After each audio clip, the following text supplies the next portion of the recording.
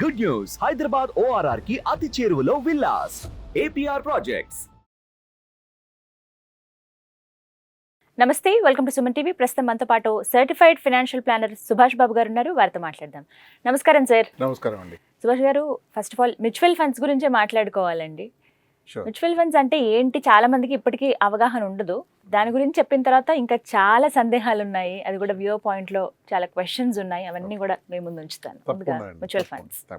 So actually mutual funds అంటే ఏమిటి అని తెలుసుకునే ముందు ఒకసారి మనం ఇండియాలో ఎకానమీ గురించి ఒక 1 minute మాట్లాడుకుందాం. ఓకే. ఇప్పుడు ఇండియా వరల్డ్స్లో లార్జెస్ట్ ఎకానమీ అంటారు.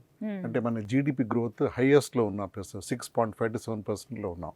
అసలు జీడిపి అంటే మనం ఇండియాలో ఉన్న ఎకానమీ సైజుని జీడిపితో కొలుస్తాం మనం. ఇప్పుడు మన ఎకానమీ సైజు దాదాపు 3.5 trillion, అంటే 300 లక్షల కోట్ల రూపాయలు ఇండియన్ ఎకానమీ సైజు. సో మనం 5th లార్జెస్ట్ ఇన్ ద వరల్డ్లో ఉన్నాం అండ్ 6.57% గ్రో అవుతున్నాం. అంటే మన ఇండియా ఎకానమీ చాలా చాలా స్ట్రాంగ్గా ఉన్నాం మనం. సో మిగతా దేశాలన్నీ కూడా మన వెనకాలే ఉన్నాయి. చైనా కూడా బాగా మనకంటే వెనకపడే ఉంది. అన్ని దేశాలు, అమెరికా, వెస్ట్రన్, ఇంగ్లాండ్ అన్నీ కూడా బాగా తక్కువలో గ్రో అవుతున్నాయి. సో మనకి ఇండియా గ్రోత్ స్టోరీ చాలా చాలా స్ట్రాంగ్గా ఉంది.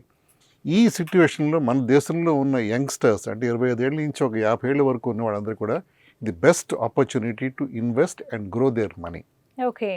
సో మ్యూచువల్ ఫండ్స్ ఉంది, ఇన్వెస్ట్ చేయాలి. మ్యూచువల్ ఫండ్స్ అంటే ఏమిటి అని తెలుసుకున్నాం. చాలామందికి ఎక్కడో డబ్బు సేవ్ చేయాలి, పొదుపు చేయాలి. మన ఇండియన్స్ ఎప్పుడు పొదుపులో మనం ఎప్పుడు నమ్ముతాం, దాన్ని మనం ఇప్పుడు పాటిస్తూ వచ్చాం పాతకాలం నుంచి కూడా. పాతకాలంలో బ్యాంక్ డిపాజిట్స్ అవ్వచ్చు, సేవింగ్స్ అకౌంట్ అవ్వచ్చు, పోస్ట్ ఆఫీస్ అకౌంట్స్ అవ్వచ్చు, వాటిలో ఇన్వెస్ట్ చేసేవారు. అప్పుడు ఉన్న ఆ రేట్ ఆఫ్ ఇన్ఫ్లేషన్, ఆ rate of growth, rate of return సరిపోయేవి. కాస్ట్ ఆఫ్ లివింగ్ అనేది అంత ఉండేది కాదు. కరెక్ట్, అప్పుడు ఉండేది కాదు. సో దాన్ని బట్టి మనం పాత వాళ్ళందరూ బాగా వాళ్ళు అసెట్స్ కానీ ఇల్లు కొనుక్కోవడం, పెళ్లి చేయడం, చదివించడం అన్నీ చేసేవాళ్ళు. ఈ రోజులకు వచ్చేప్పటికి మన ఇన్ఫ్లేషన్ చాలా పెరిగిపోయింది. ఇన్ఫ్లేషన్ అంటే ఏడాది నుంచి ఇంకో ఏడాదికి ప్రైసెస్ పెరిగిపోతూ ఉంటాయి. అది గవర్నమెంట్ రేట్ ఎప్పుడు 6.47% ఉంది మనకి. అది నార్మల్ ఇన్ఫ్లేషన్. అంటే లైఫ్ స్టైల్ ఇన్ఫ్లేషన్ అంటే మనం వేసుకున్న బట్టలు, మనం వాడే పెన్స్ అవ్వచ్చు, షూస్ అవ్వచ్చు, అవన్నీ 12-15% గ్రో అవుతున్నాయండి. అది ఎడ్యుకేషన్ ఇన్ఫ్లేషన్, అంటే కాస్ట్ ఆఫ్ ఎడ్యుకేషన్, పిల్లల చదువులు, MBBS అవ్వచ్చు, ఇంజనీరింగ్ అవ్వచ్చు, గ్రాడ్యుయేషన్ అవ్వచ్చు, అవన్నీ కూడా 10 to 12% గ్రో అవుతున్నాయి. మన సేవింగ్స్ కానీ మనం ఈ గ్రోత్లో మనం తెచ్చుకోలేకపోతే మన సేవింగ్స్ మన అవసరానికి సరిపోవు మనకి. సో అక్కడ మ్యూచువల్ ఫండ్స్ మనకి పిక్చర్లోకి వస్తాయండి. మ్యూచువల్ ఫండ్స్ అంటే ఏమిటి అంటే ఇవి normal investment options, bank deposits అన్నాం, లేకపోతే పోస్ట్ ఆఫీస్ సేవింగ్స్ అన్నాం, అవన్నీ మహా అయితే 6%, 5% రిటర్న్స్ ఇస్తున్నాయండి. ఇన్ఫ్లేషన్ 7% అన్ని వెనకపడే ఉంటున్నాయి. ఇన్ఫ్లేషన్ మించి మనం ఇన్వెస్ట్మెంట్ చేసి రిటర్న్స్ తెచ్చుకోవాలి అంటే స్టాక్ మార్కెట్ మంచి ఆప్షన్ అండి. స్టాక్ మార్కెట్ అంటే డైరెక్ట్గా షేర్స్ పెట్టడం, డబ్బు చేసుకోవడం. స్టాక్ మార్కెట్ అంటే డెఫినెట్గా రిస్కీ అని ఫీలింగ్ అందరికీ ఉంటుంది. దాంట్లో చాలా న్యాక్ కావాలి. ప్రతిరోజు ఏ స్టాక్ ఎలా మూవ్ అవుతోంది, ఎక్కడ ఎంత పెట్టాలి, ఎప్పుడు అమ్మేయాలి అని జాగ్రత్తగా చూసుకుంటూ ఉండాలి. సో సగటు ఉద్యోగస్తులకి ఇంత టైం ఉండదు, అంత నాలెడ్జ్ కూడా ఉండదు. సో మ్యూచువల్ ఫండ్స్ ఇప్పుడు ఇక్కడ పిక్చర్లోకి వస్తాయండి. మ్యూచువల్ ఫండ్స్ అంటే మనం డబ్బు తీసుకెళ్ళి ఒక కంపెనీకి ఇస్తాం. ఆ కంపెనీ వాళ్ళు మన తరఫున వాళ్ళు మార్కెట్ స్టడీ చేసి అక్కడ ఇన్వెస్ట్ చేస్తారు.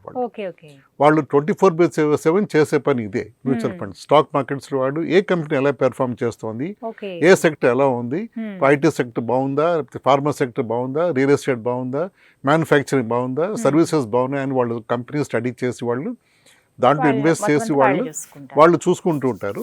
Returns by and large about 10-12% మన వాళ్ళు తెచ్చి ఇచ్చే ప్లాన్లు ఎప్పుడు ఉంటారండి. కానీ కామన్ పీపుల్ కి అంటే అసలు వాళ్ళు కన్సిడర్ చేయొచ్చా మ్యూచువల్ ఫండ్స్ ని? ఆఫ్ కోర్స్ వాటి జోలికే వెళ్ళొద్దా? ఏం చెప్తారు మీరు? ఆఫ్ కోర్స్ వెళ్ళొచ్చండి. దాంట్లో రిస్క్ అన్ని చోట్ల రిస్క్ ఉందండి. దీంట్లో ఒక రిస్క్ ఉంది, ఉండాలంటే రిస్క్ అయితే ఉంది. కానీ ఈ గివెన్ సిచ్యువేషన్లో, ఈ పరిస్థితుల్లో మ్యూచువల్ ఫండ్ బెస్ట్ ఆప్షన్స్ అండి. సో గత 35 ఏళ్ళుగా మన మ్యూచువల్ ఫండ్స్ ఇండియాలో మనం ఇన్వెస్ట్ చేస్తున్నామండి. ఇప్పుడు దాదాపు 45 లక్షల కోట్లు మ్యూచువల్ ఫండ్ ఇన్వెస్ట్మెంట్స్ ఇండియాలో ఉందండి. గవర్నమెంట్ కూడా చాలా స్ట్రాంగ్గా మ్యూచువల్ ఫండ్ సహీహే అనే ప్రోగ్రామ్ని వాళ్ళు నడపడం, పెద్ద సెలబ్రిటీస్ని ఎండోర్స్ చేయడం. అంటే గవర్నమెంట్కి ఏమిటంటే ఇప్పుడు కామన్ ప్రజల్లో మ్యూచువల్ ఫండ్స్ ఇన్వెస్ట్ చేయిస్తే ఎకానమీ ఇంకా స్ట్రాంగ్గా అవుతుంది. ఒక్క కంపారిజన్ చెప్పాలి అంటే మన ఇండియా ఇందాక చెప్పాను, మన 300 లక్షల కోట్లు ఎకానమీ సైజ్ అని చెప్పాను. అమెరికా వచ్చేసి 3,000 లక్షల కోట్లు. సో 3 లక్షల కోట్లు. మన మ్యూచువల్ ఫండ్ ఇన్వెస్ట్మెంట్స్ ఈ 3 లక్షల కోట్లు 45 లక్షల కోట్లు మాత్రమే. అమెరికాలో 110% వాళ్ళ జీడిపిని మించిపోయి మ్యూచువల్ ఫండ్ ఇన్వెస్ట్మెంట్స్ ఉన్నాయి అక్కడ. సో అక్కడ అలా ఉండబట్టి ఇండస్ట్రీకి డబ్బు ఈజీగా దొరుకుతుంది, వాళ్ళ గ్రోత్ చూసుకోగలరు వాళ్ళు. ఆ సిచ్యువేషన్ ఇండియా రావాలి అంటే ఇంకో మేము ఒక 15 ఏళ్ళు పట్టచ్చు డెఫినెట్గా మనకి. కానీ మనం గ్రోత్ పాత్లో ఉన్నాం. గత 15 ఏళ్లుగా మన మ్యూచువల్ ఫండ్ ఇండస్ట్రీలో గ్రోత్ చాలా చూసాం మనం. ఈ మ్యూచువల్ ఫండ్ కంపెనీస్ ఇందాక అనుకున్నట్టు అన్ని పెద్ద పేర్లు దీంట్లో ఉన్నాయి. ఐసిఐస్ అవ్వచ్చు, హెచ్డిఎఫ్సి అవ్వచ్చు, ఆదిత్య బిర్లా అవ్వచ్చు, చాలా కంపెనీలు అన్నీ ఉన్నాయి, ఇవన్నీ స్టాండర్డ్ కంపెనీ. సో ఆర్బీఐ అయితే బ్యాంక్స్ ని రెగ్యులేట్ చేస్తుంది, మ్యూచువల్ ఫండ్ కంపెనీ రెగ్యులేట్ చేయడానికి సెబీ అంటారు, అది కూడా government body. SEBI and SEBI అది చాలా strong watch dog government body.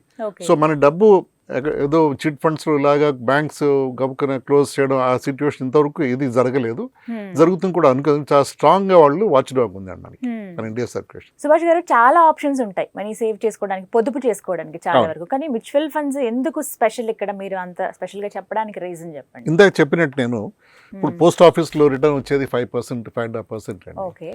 ఎఫ్డీలు మహా అయితే 5.6% అండి. ఇంకా లిమిట్ ఆ రేంజ్ అదే రేంజ్ ఉన్నాయి. ఇన్ఫ్లేషన్ 7% ఉన్నప్పుడు ఇవన్నీ తక్కువ రిటర్న్స్ ఇచ్చినప్పుడు ఇన్ఫ్లేషన్ మనం బీట్ చేయలేము మనం. సో మనం ట్రెడ్మిల్ మీద నడుస్తున్నట్టు మనం వెళ్ళిపోతున్న ఫీలింగ్ ఉంటుంది, అక్కడే ఉంటాం యాక్చువల్లీ మనం. అలాగే ఇన్వెస్ట్ చేస్తే అక్కడే ఇన్వెస్ట్ చేస్తాం, మనం డబ్బు పెరుగుతాం అనుకుంటాం, కానీ ఆ డబ్బు పెరిగితే మనకి లాభం ఉండదండి. అందుకే మ్యూచువల్ ఫండ్స్ ఇన్వెస్ట్ చేస్తే ఒక 10-12% రిటర్న్స్ వచ్చే అవకాశాలు చాలా ఉన్నాయి. కానీ రిస్క్ కూడా చాలా ఉంటుంది కదా సార్, ఎందుకంటే అలా మోసపోయిన వాళ్ళు కూడా ఉన్నారు, లేకపోలేదు మేము ఇలా ప్రాబ్లం ఫేస్ చేసామండి అని చెప్తారు. అందుకే ఏదైనా యాడ్లో మనం చూసినప్పటికీ సబ్జెక్ట్స్ మార్కెట్ రిస్క్ ఉంటుంది, మీరు అది గమనించి పొదుపు చేయండి, అది గమనించి మీరు ఇన్వెస్ట్ చేయండి అని చెప్తూ ఉంటారు. అవునండి. సో వీటికి కూడా దృష్టిలో పెట్టుకోవాలి. సో ఈ మ్యూచువల్ ఫండ్ ఇన్వెస్ట్మెంట్స్ అనేది మార్కెట్ రిస్క్ డెఫినెట్ గా ఉందండి. అందుకే వాళ్ళు ఏమంటారంటే ఒక మంచి డిస్ట్రిబ్యూటర్ ద్వారా అడ్వైస్ తీసుకుని ఇన్వెస్ట్ చేస్తే ఎక్కడ ఇన్వెస్ట్ చేయాలి, దేంట్లో రిస్క్ తక్కువ ఉంది, రిస్క్ అనాలిసిస్ బట్టి ఎక్కడ పెడితే బాగుంటుందని అడ్వైస్ ఇవ్వగలండి. నాకు తెలిసి నా నాలెడ్జ్లో చాలా తక్కువ మంది, పెర్హాప్స్ అసలు ఎవరు లేకపోయి ఉండొచ్చు, డబ్బు పూర్తిగా పోయి వాళ్ళు ఏదో కష్టపడతామని సిచ్యువేషన్ ఎవరికి రాలేదు ఇంతవరకు.